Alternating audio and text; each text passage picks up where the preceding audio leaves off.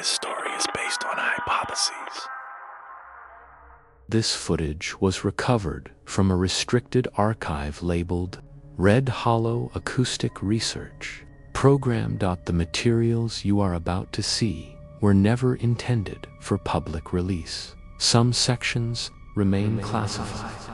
Others were damaged during evacuation. What remains is incomplete, but enough to understand what happened. Viewer discretion is advised.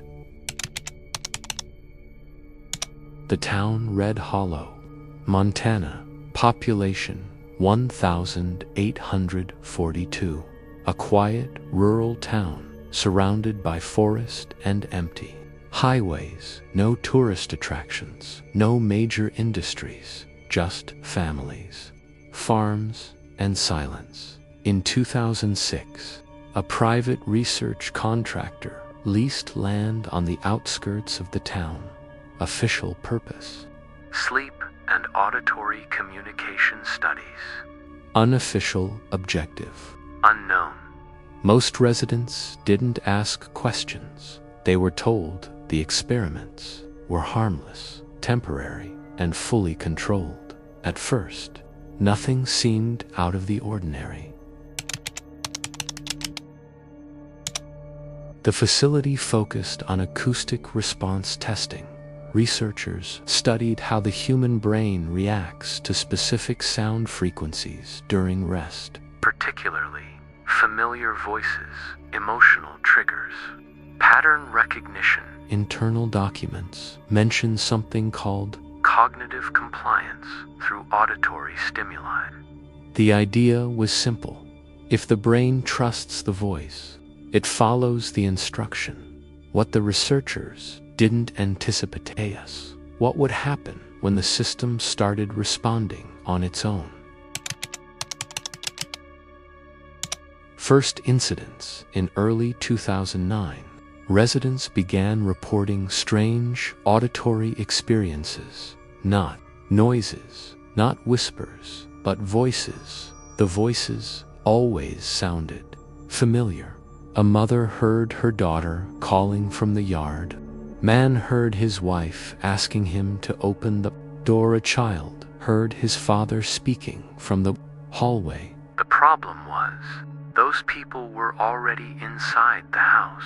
Most assumed it was stress, or exhaustion, or imagination, until the voices started saying things only the listener would know. Testimony 1. It said my name the way my brother used to. The same tone, the same pause before speaking. My brother died 2 years earlier.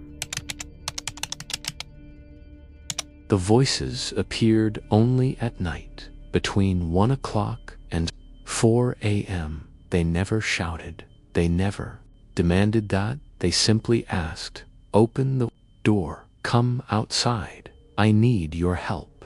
Some residents responded. Those who did began showing rapid psychological deterioration.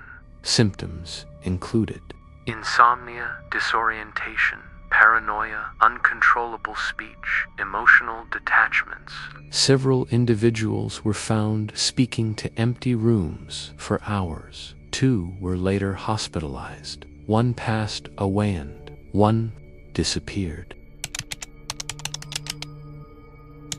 The missing person, March 11th, 2009, resident Ethan Cole, age 34, security cameras showed Ethan leaving his house at 2:17 a.m. He did not turn on the lights. He did not take his phone. He walked calmly into the darkness.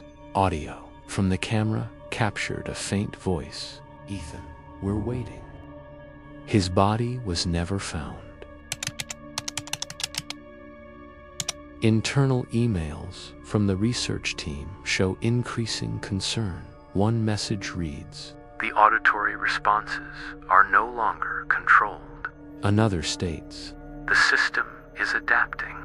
Researchers attempted to shut down the acoustic equipment. It did not stop the voices. In fact, the reports increased. The phenomenon had spread beyond the facility.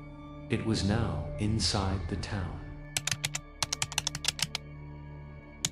On March 14, 2009, local authorities issued an emergency directive. It was never broadcast on public television. Residents received the instructions through automated calls and printed notices. The directive was titled the Silence Protocol. The rules were simple. Remain silent at all times. Do not respond to any external voices. Avoid windows after dark. If the voice persists, relocate to the innermost room. Turn off all lights. The message ended with one final sentence. The entity adapts to speech patterns.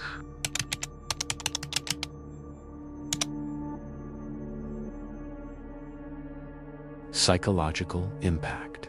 Silence became mandatory. No conversations, no phone calls, no radios, no television. Entire households sat in darkness. Listening, some residents reported hearing the voices inside their heads. Others claimed the voices began mimicking their own thoughts. One woman wrote in her journal, "It knows what I'm about to say before I say it." Another entry reads, "Silence feels louder than sound." Testimony to, "It wasn't outside anymore. It was everywhere. Even when I covered my ears, I could still hear it." Final emergency transmission was recorded on March 17, 2009. Only fragments remain.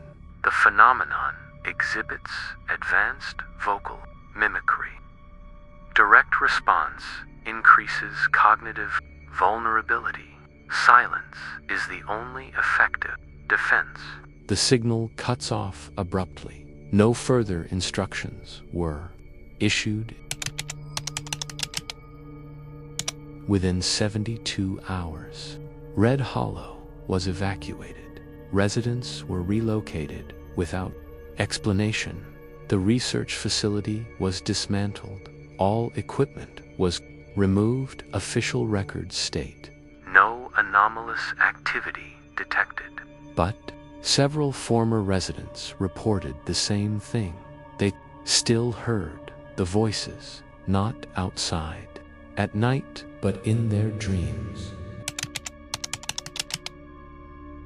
To this day, the Silence Protocol has never been used again. No public investigation was conducted. No official statement was released. Only one classified note remains. The phenomenon did not end, it learned.